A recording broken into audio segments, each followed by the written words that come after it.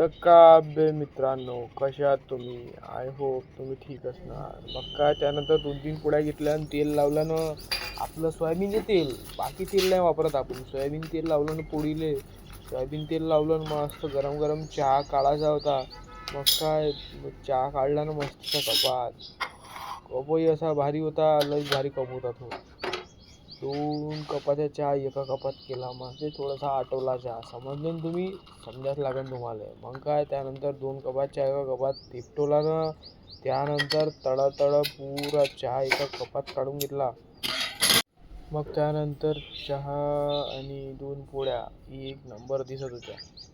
मग त्यानंतर दोनही चहा पोळ्या एका दमानं दोनही खाऊन घेतल्या. मग त्यानंतर पेस्ट वगैरे बनवली. चेहऱ्याला वगैरे लावायची होती. चेहरा वगैरे क्लीन करून टाकला बर्फाच्या पाण्याने.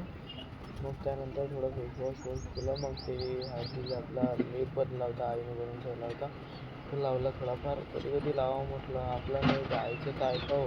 मग त्यानंतर तो लेप वगैरे लावला आणि त्यानंतर याला सुट्टा आहे म्हणजे ऊन जाणार, कारण की ऊन खूप तपत आहे. कालपासून 2-3 दिवसापासून झाले ऊन खूप तपत आहे. मग त्यानंतर थोडंसं डबल हात फिरवला म्हणा आपण चेहऱ्यावर.